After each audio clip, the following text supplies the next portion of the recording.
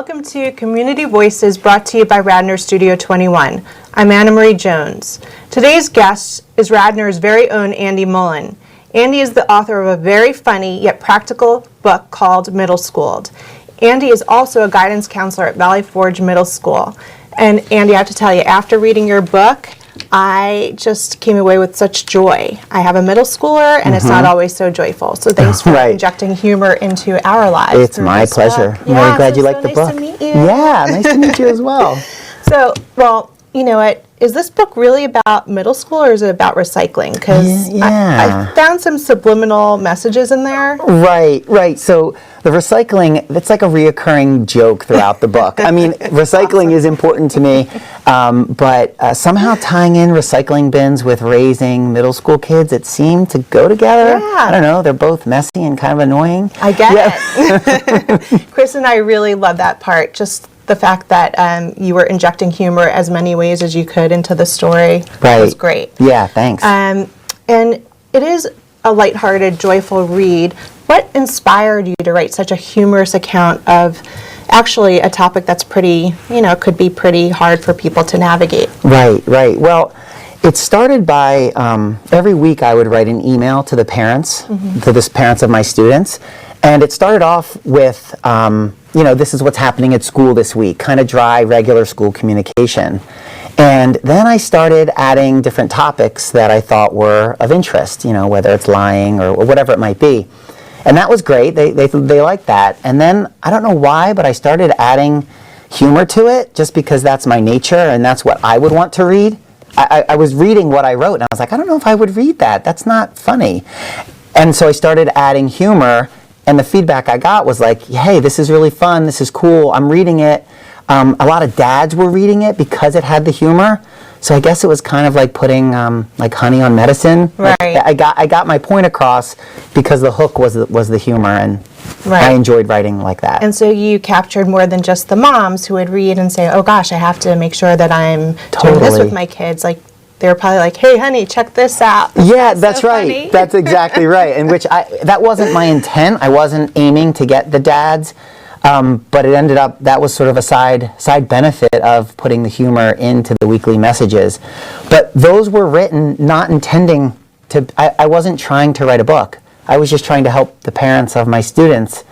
And it sort of turned into a book later with a lot of encouragement from the parents. Right, so tell me more about that. How did you... Yeah, so like I had been writing these weekly emails for 4 or 5 years, and parents would often say, oh my gosh, that was so funny, that was great, you should write a book, you should write a book. But that's something that I feel like people just kind of say and don't really mean, so I dismissed it. And then one parent called a meeting and he was like, listen, no, like seriously, you need to write a book. And I was like, I don't know how to write a book. What are you talking about? And so he helped me by sort of outlining, like, here's the procedure for writing a book. And he just did it because... Is he an author? He's not. He's a local lawyer, actually, right down the block. And he just knew how to do it. That's fantastic. And so with that encouragement and with the help of my wife, we took these weekly messages, edited them to make them more appropriate for a book format, and then we organize them by topic and by month. So like, back to school is obviously in September, how to deal with holiday stress would be December, and and then the book happened. That's fantastic. Yeah. It kind of reminded me of the first years. There were a series of books when when you have your newborn, and then the newborn becomes a toddler, and that was broken up into the stages and ages of development, but there was no humor in it, and it was so dry, and it also made me feel like a failure as a parent, whereas this made me feel like a rock star. Oh, that's awesome. Because you know what?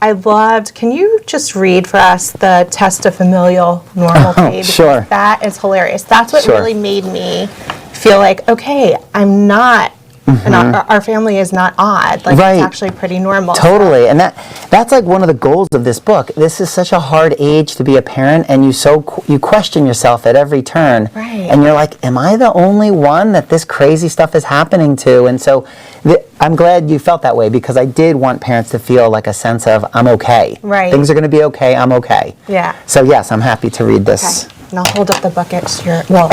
Okay. Below is a very well-regarded and heavily studied test of familial normality, or TFN, that I just made up, which can help reveal if you are on track. If you can find at least 3 of the very normal and common items below that apply to your family, you pass the test. Someone is normally yelling in the morning before school. Your children fight with each other. Your spouse is very annoying some of the time. Your laundry room is a total mess. You have no idea what to have for dinner. Your child does not do all of their homework. Your gutters leak. You don't know the name of the neighbor that lives behind your house. Finding time to think is difficult. You have secret fears that your wife will turn out like her mother. Your dog eats food off the counter. Your pets and kids ruin the sofa.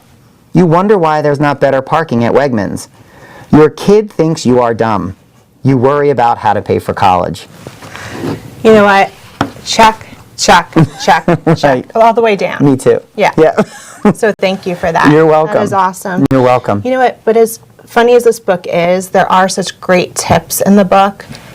What are some of the most challenging things that you're seeing today in middle school that children are facing? Right. Well, in middle school, I think one of the, well, not that new, but new, is how the kids are dealing with technology. Like their cell phones and social media and all of this technology piece is so pervasive and really unhealthy. I mean, I when I see a 5th grader with a cell phone, I wonder to myself, like, do they really need that? Can they handle that? Most adults can't handle their cell phone appropriately. And so that's one piece.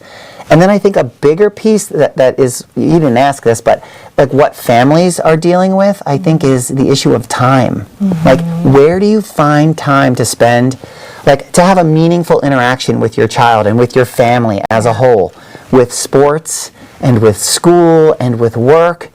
You know, you could go weeks without having a real sit-down family dinner. And I think it's that quality time that is contributing to the kids having high stress levels and then sort of diving into the wormhole of social media or to their phone. It's sort of like everyone's in their own little area and they're not a cohesive family, which just the benefits of having a cohesive family are just many. Absolutely. Yeah. And I can attribute to my own case study of that by saying, you know, we have such little family time, especially at the dinner table, that when we do sit down, it's almost like the kids don't know how to act. They just want to go to their phone because that's their place of comfort. That's right. Rather than facing their family and having a conversation. Correct. Such a shame. It is. So what should we do about that? Should we just like throw them in the garbage? I mean, you know, the phones have to be managed appropriately, but as families, I think it's important to say, like, what's important to us? Is travel soccer more important than family dinners? Is getting 100% in pre-algebra more important than us having a conversation on Sunday afternoon? It's like, what's important to your family and how do you achieve that goal? And how do you spend time together? You know, some little ideas that are kind of fun is like finding projects that you can really all work on together. You know, whatever your hobbies or interests, whatever your skill set sort of is, if you can pull your family into that and say, hey guys, let's do this together, it can be a really cool experience. Meaningful when it's real. Right. That's really good advice. And what are some of the biggest takeaways for parents from this book besides the, you know, sitting down at the table? Like, how can we better support our children at school? Yeah, no, that's a great question. I think the takeaways are, take a deep breath. Remind yourself that this is a stage they're going through. So when they act in a way that makes your blood boil, you can remind yourself they don't mean it. This is a developmental stage. I still need to set boundaries. I still need to reprimand. I still need to be actively involved. You can't dismiss behavior that's unacceptable. But like, not to take it personally. You know, when your child rolls their eyes at you and calls you stupid, that's not okay, obviously. But that's part of the age. That's unfortunately part of this very awkward period of time that they're navigating and trying to get through. So how do we, I feel like now I'm in a, you know, a counseling session. right, which is totally fine. So tell me, Andy. No, seriously, I deal with this all the time, and not just with my middle schooler, but my daughter who is 10. Oh, okay. You know, she's telling me I'm annoying. Yeah, or right. I don't get it, or I'm embarrassing. Like, do I keep embarrassing her, or do I what do Right. I do? Like, when do I take it seriously? When do I pull back and say, okay? Yeah, it's a fine line. It depends on what your skill set is and how tolerant your child is. But no, just because they say you're embarrassing doesn't mean you should stop, doing funny things that Right. are actually funny. They just don't get it yet. I'm just trying to inject humor into the family and not take everything like your book suggests. Yeah, Just, absolutely.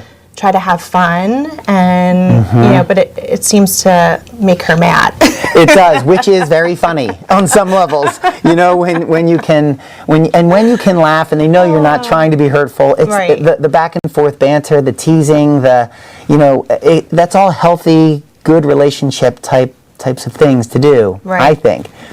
Do you find your advice going over are you doing what you're saying at home? I How does do. your family react to it? We do. We completely joke around all the time at home, and for even slightly serious topics, or when we see this adolescent behavior that we're like, oh my heavens, what is happening? It does diffuse the situation to make a joke of it, and it really, I think, helps with the self-awareness of the child. Like, okay, all right, I admit it. What I'm doing is kind of out of bounds and a little crazy. Okay.